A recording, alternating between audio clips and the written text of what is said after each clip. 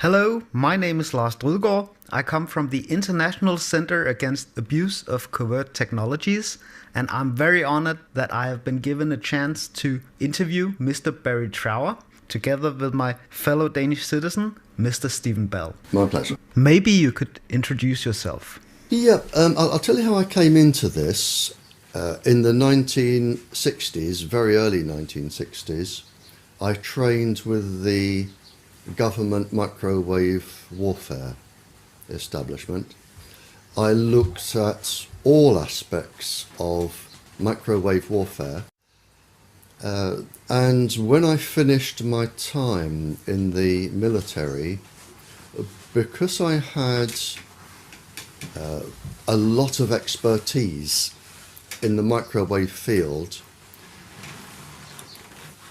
I was asked if I would carry on with this research, and some people blow this out of all proportion.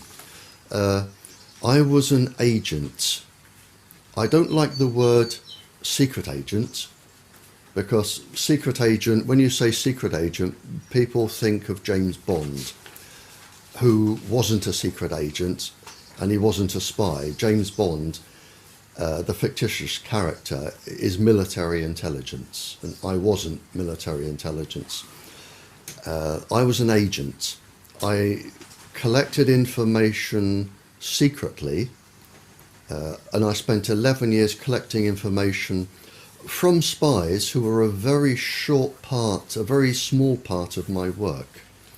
I also questioned international terrorists, international criminals, anybody of immense interest I questioned, and I trained for quite a few years to learn how to do this.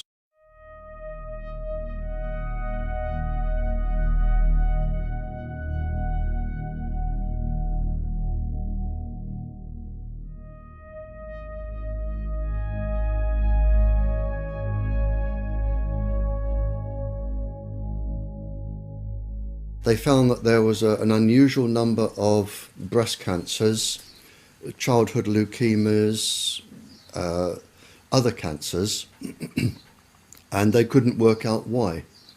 So they changed some of the staff, and then they went down with leukemias and cancers. And again, they changed the staff, and then they looked into this and found they were being microwaved. And this is where the United States became a little bit naughty. They decided to keep this quiet. The Americans used their own people as initial guinea pigs to develop their own weapons. And then when it was discovered what was going on, initially there was a denial that you always get. Then there was a cover-up report, and finally a very renowned professor, I think he has about 18 professorships, John Goldsmith, he wrote the definitive proper report and found that low-level microwaves were causing an enormous amount of cancers and leukemias and ill effects. And by then, everybody was leaping onto the microwaves as stealth weapons, and they go from there, which was the 50s, right up to and including the present day.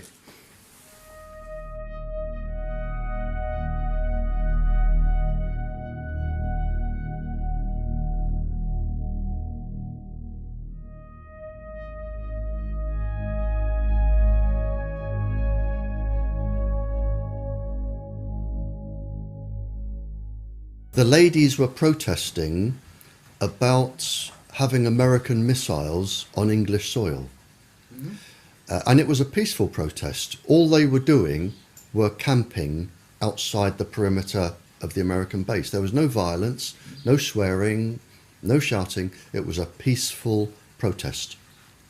And it was found that from the American base, the ladies were being microwaved, and it was actually measured. They were being microwaved to make them sick.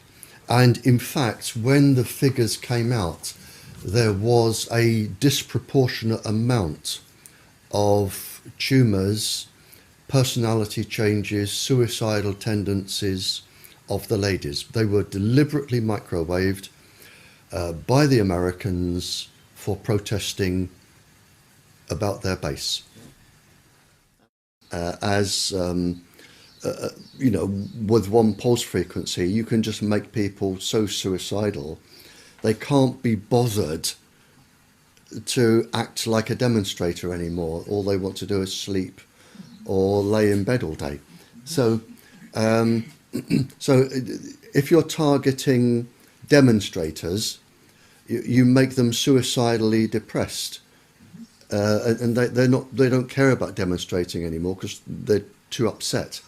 Whereas if you want to cause a specific psychiatric illness, you would have an infrared device that followed the person, and you would link it to a pencil-thin microwave source, so the microwave beam would always target a specific gland or a specific part of the brain or an eye or a heart.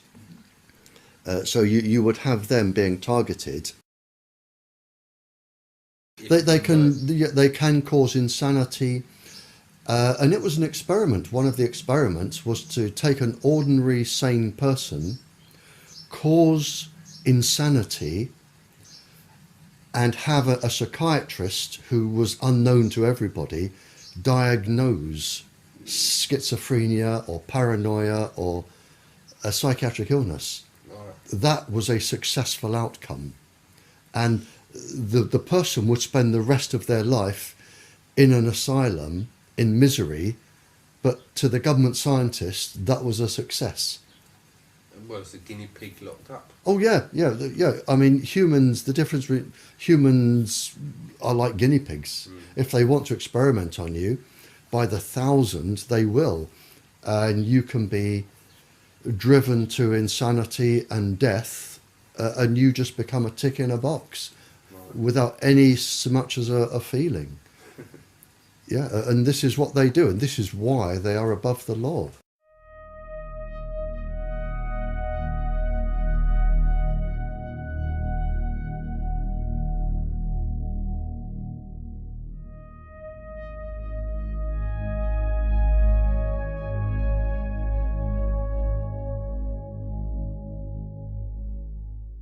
It wasn't until around the 70s that this became secret. For some reason, it was talked about openly. You know, if I'm talking to a spy and I want to find out where the spy was trained, how the spy was recruited, over the 5-year period of training and everything that went on, it's going to take years and years and years.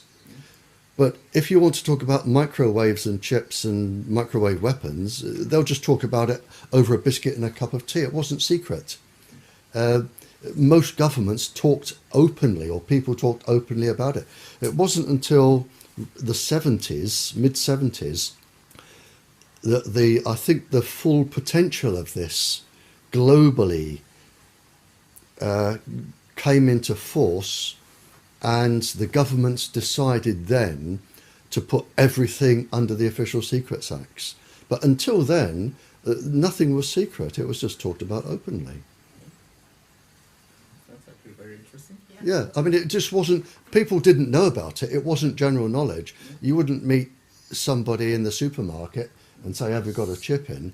But the people that had them knew they had them, and they would go around talking about them, and other people would talk about them. Whereby with the special forces you could send down, if you had an idea roughly what country they were in, you could send down a beam from a satellite. The chip would be switched on by the beam, energized, and would send a signal back. You've got that type of chip. The other type is when it is pulsing continuously to stimulate, let's say, a gland in the body at a set frequency to produce a specific chemical that will produce a specific biochemical response in the brain. So you can have one working permanently, and you can have them working intermittently, and you can have them that will only work if they are stimulated. Yeah, I mean, voices are the easiest ones because all you have to do is stimulate the cochlea with a set resonant frequency. It's very easy.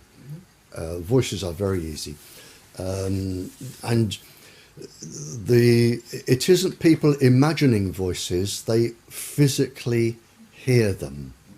They physically hear, as I'm talking to you, my voice isn't inside your brain.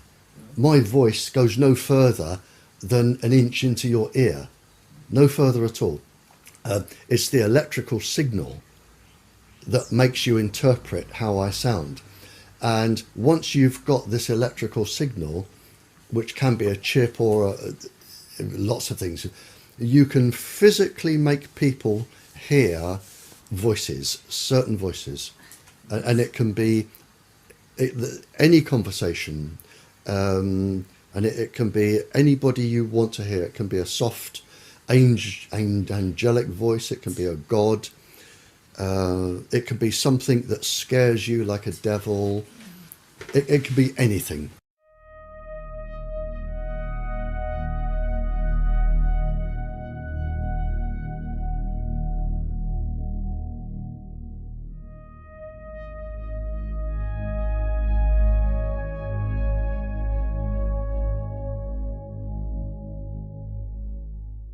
Fair enough. So I was there. I went into the back of a big black car, and it took me off in the dark, and then underneath a huge building in the dark. And I was suddenly thinking, well, hang on, this could be a bullet in the back of the head time. I'm getting uncomfortable here. But he took me out and took me to a room, and he said, I'm an international scientist. He said, and something is really, really worrying me, and I have to tell somebody who can tell the world. Now, I actually knew what he told me, I knew was going on anyway, because it had been discussed in other countries.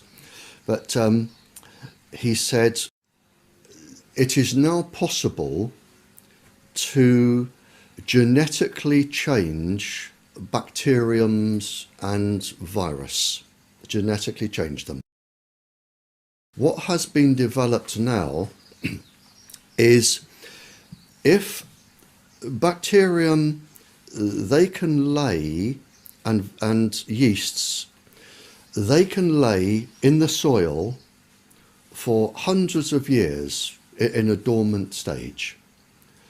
And it's known by grave diggers or people who dig up old graves that it's possible when light comes on the bacterium to regenerate the bubonic plague that's been laying in the ground for several hundred years. It only wants that particular frequency and bang, it's active again. You don't need more than 2 brain cells to work out where you go from here. Viruses are neither dead nor alive. They inhabit hosts.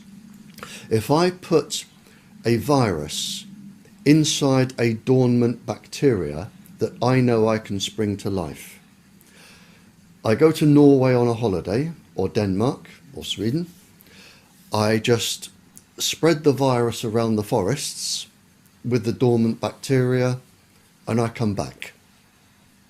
And I can wait, if I like, 100 years, 200 years, or 2 hours. Makes no difference to me. And then all I have to do with HAARP or a similar device is put the frequency, the microwave frequency, off the ionosphere, down onto Norway.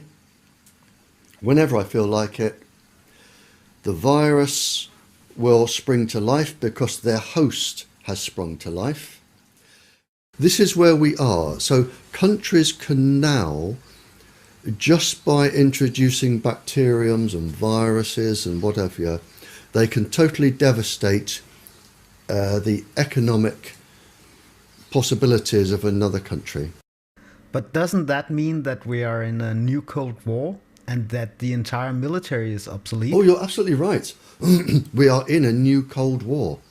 And this is why countries are developing this. I mean, really developing this. And this is why all of the microwave transmitters are going up everywhere. Because somebody, if they wanted to, could use them for other effects. The system is up and running.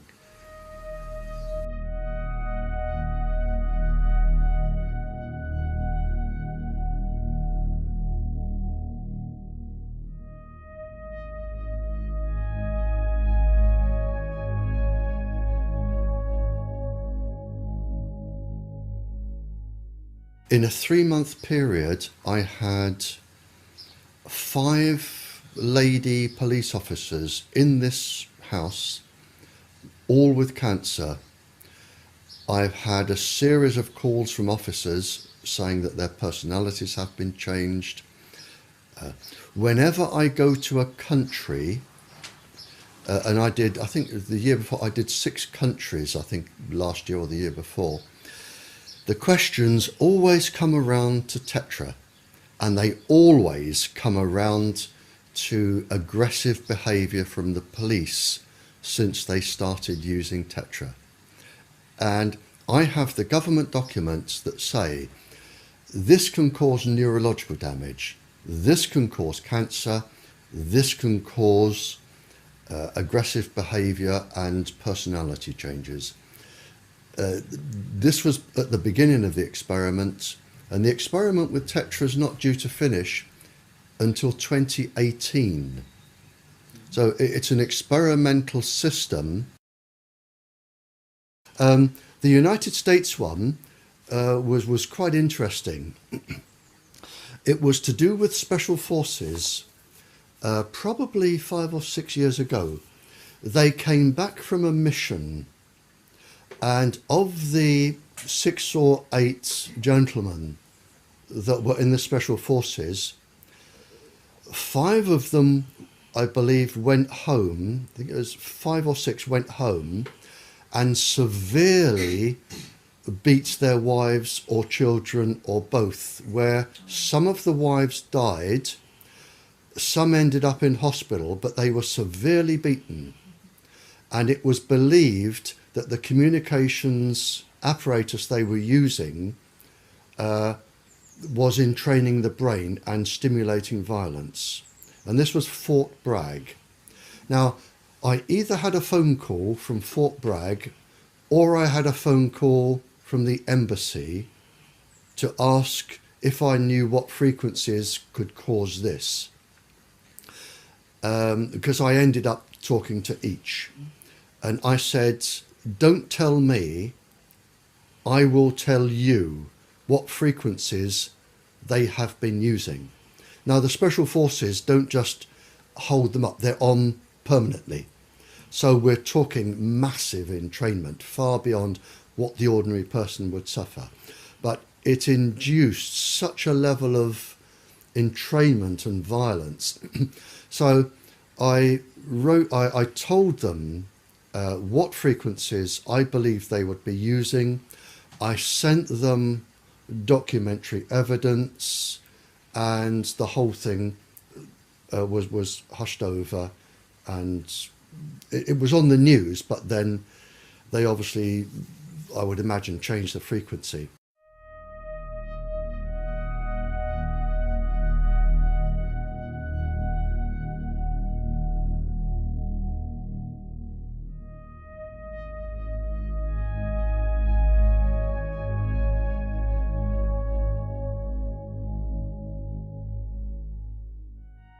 It's been shown that a child using a cell phone, just an ordinary school child, if the child uses the phone for just 2 minutes, the brain waves can take up to 2 hours to return to normal. 2 hours. And that's been published. Now, in those 2 hours, the child's brain is not acting as it should, and it could demonstrate itself in a number of ways. For instance, if the child were in school and made a quick call from the playground, it could be lack of concentration, hyperactivity, bad behaviour. It could be anything like that. And that would slowly ease off over 2 hours. Now that's just from 2 minutes. Now if a child makes a phone call every couple of hours, the brain is going to be entrained permanently. And it's already been published by the industry that a child using microwaves just before bed will have his or her sleep totally disrupted by entrainment. I cited, I think, 200 schools in Europe where a transmitter had been put in or near the playground where they had leukemia clusters. Some of our own MPs here have stood up in Parliament to say that they have 11 children under the age of 11 with leukemia around a transmitter, or 18 children. I mean, cancers are reaching epidemic proportions. There are lots of different types of cancers coming up now. I know in China, they've just had a 3,000% increase in parotid gland cancer, which is the side of the face where you would hold a mobile. We're getting cancers of the eye coming up. Obviously, brain tumours. In fact, brain tumours are quite enormous now in terms of numbers. That I read a report, and I read this out in Canada last year. People are so worried about the numbers of brain tumours that they've re-diagnosed 10,000 brain tumours as endocrine cancers to take them off the statistics. And I do know that in the European Union, we have been told that cancers are at epidemic proportions, and we're talking generally cancers between the ear and the brain.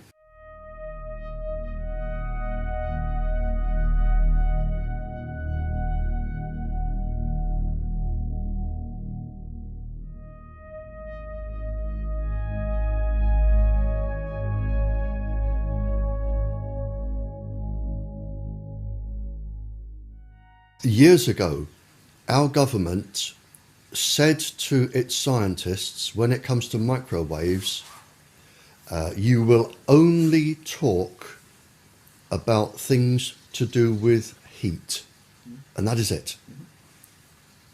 So they won't even discuss anything else. They will deny anything that doesn't have anything to do with heat. They even deny all of their 40 years of research leading up to this. Yeah. Although they've said this can cause cancer and all the damage, they say, no, it can't. We're only looking at heat, and heat is all that matters. Yeah, I prefer to call it lying. All right. Yeah. I think I've never known so many liars in my life as what is coming out now from the government. Put it simply, they did all the research, they knew the dangers, and then they decided to lie to the public for no other reason than to save themselves with lawsuits and to make money for industry. And that's written down, and I've got that written down. Okay. So for the last 40 years, the government, the English government, has been lying to the people. And the American government, the Canadian, the Australian, they have been lying. They have been lying to protect industry, protect their profits, to protect themselves from lawsuits. So they are really just liars, and it's provable. I made a statement in Birmingham, in this country, probably 15 years ago, and I haven't changed it since.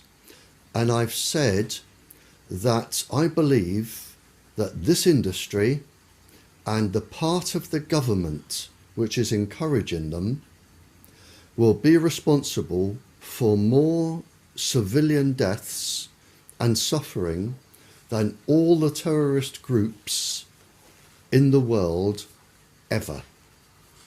And with the growth of the industry over the last 15 years, I would say now that these people are probably going to cause more death and suffering than the entire Second World War. And is that genocide? Yes, without a shadow of a doubt. And are they going to get away with it? Yes, because they are untouchable. They are outside the law. Who is actually behind those decisions? Is this sanctioned by the WHO? Sanctioned by the World Health Organization, without a shadow of a doubt. It is the same people. It's the same people sit on the ICNIRP certificate. They sit on our government's Health Protection Agency, sit on the World Health Organization. It's the same people. It's the same people. There's probably no more than 20 of them. But yes, they are going to, in my opinion, commit the worst genocide this planet has ever known. Not just people, but animals, plants. They are probably going to cause more destruction than a global war. And in several hundred years' time, people will look back, whoever survives, and look at what we try to do to stop them.